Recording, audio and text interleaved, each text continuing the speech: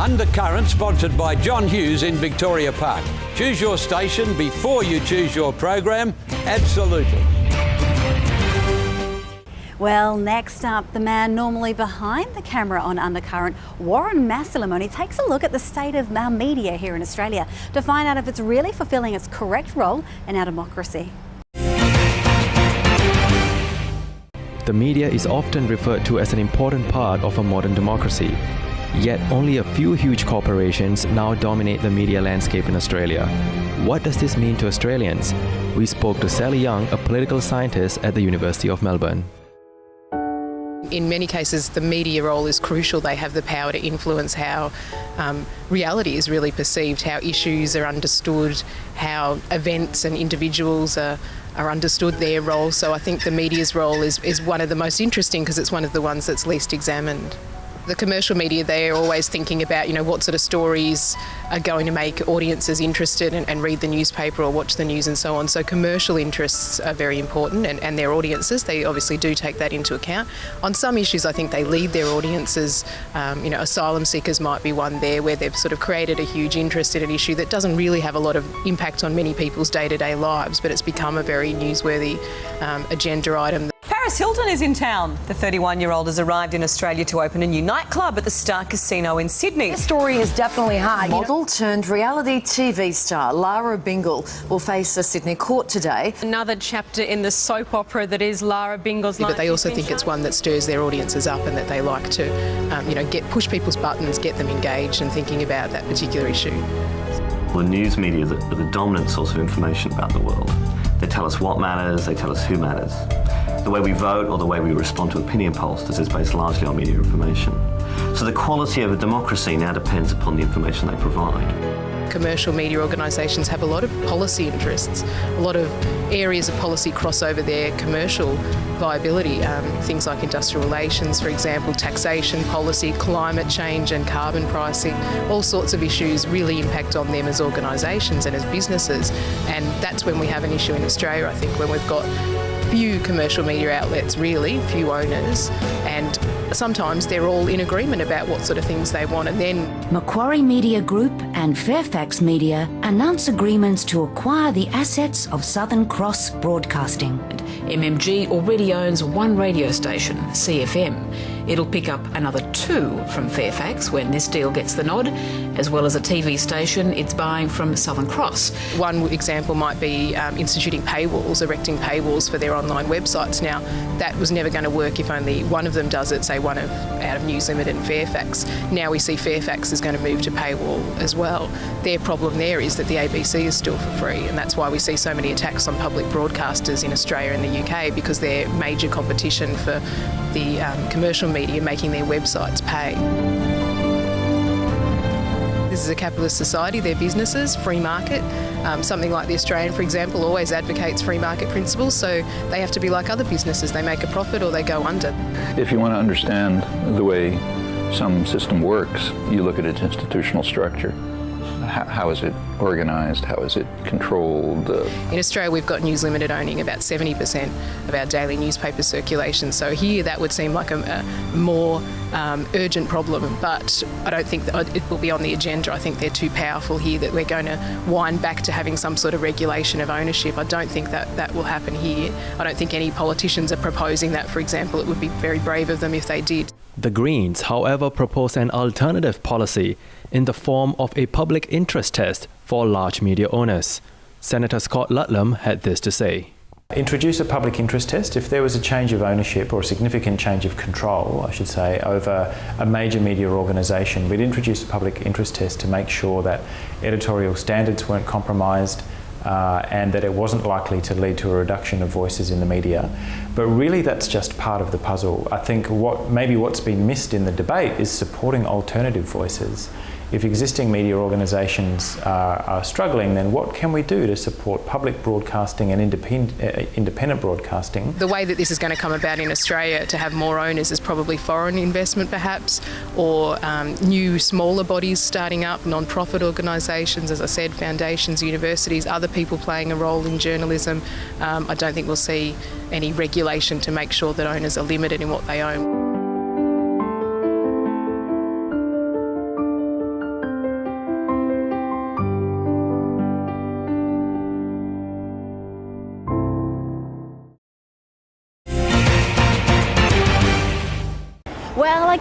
of us hope we'll saunter off into our golden years with a spring in our step. But thanks to federal budget cuts, well, that might not be possible. Annette Searing has more. On July 1st, the government decided to cut funds for aged care providers for up to $500 million. Minister Mark Butler has stated that the government do not expect providers to do more with less, and the cuts are merely just an adjustment to trend. We're here at the Amory Village McMahon Caring Centre to see how they're dealing with the cuts. We're really struggling at the moment. There are very few situations where people can get a bed in aged care, and we battle with increased costs of wages, utilities, food costs, and we're trying to provide the highest quality care. You've got all these cost increases, you know, even continence pads, which we use a lot of in residential aged care, all going up, but no allowance for any consumer price index. So that, together with the funding clawback, has left us short. For Amaroo, it probably means that we're going to be about $250,000 short this year of what we need to be. You can't rely on volunteers to do all the work that we need paid staff to do.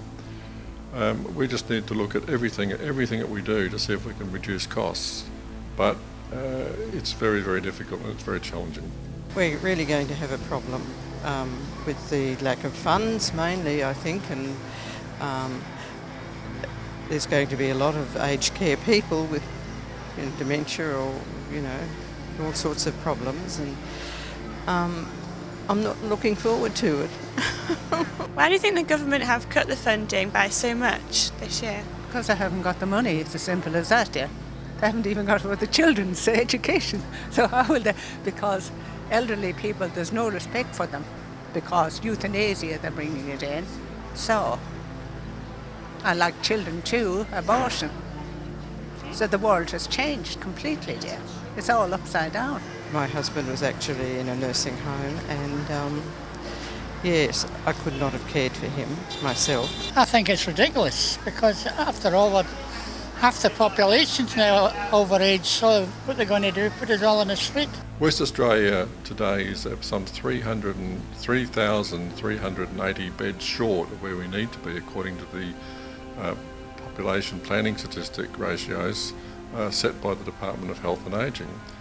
The West Australian aged care providers have been basically not able to build any new buildings, any new aged care facilities for about the past 4 years. We can't afford to borrow the money to build a facility and then also pay staff at the same time as servicing that debt. That's a simple answer. There is insufficient funding to do this. Now, why hasn't Canberra recognised it? I don't know.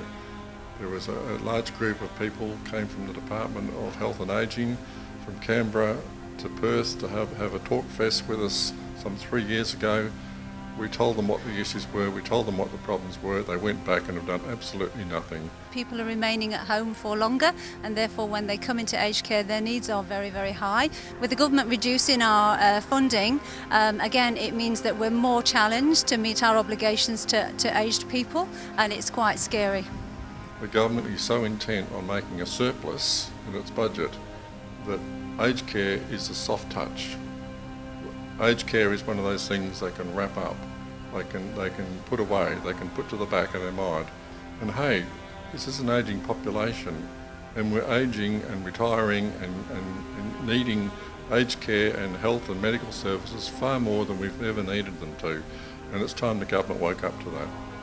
Not-for-profit aged care providers have already staged a protest to show the government that they're not taking this issue lightly. I'm Annette Searing for Undercurrent. Christmas trees in our city in August. That's rather amusing. What's sure to be even more amusing is the Wild West Comedy Festival coming to Perth very soon. Johnny Cocroft speaks to all the people for all the laughs. Ladies and gentlemen, Joel Salem.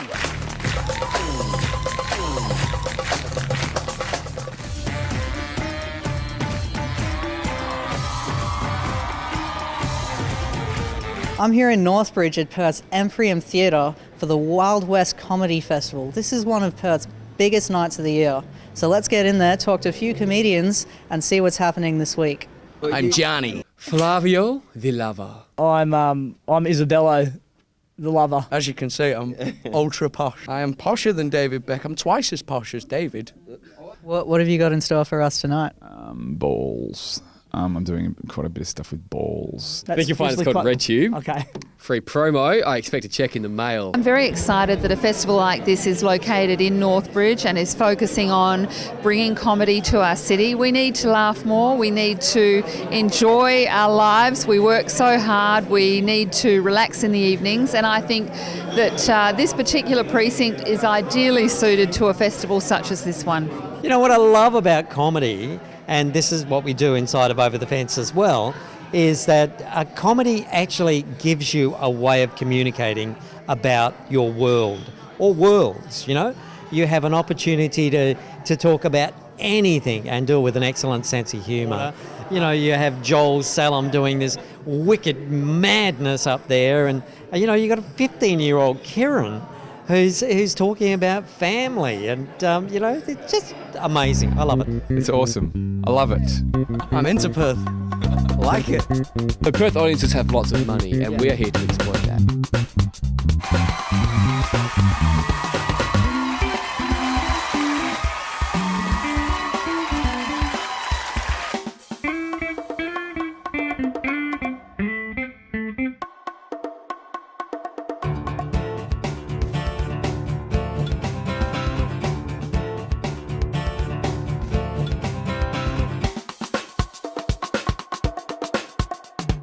Who are your favourite acts this week?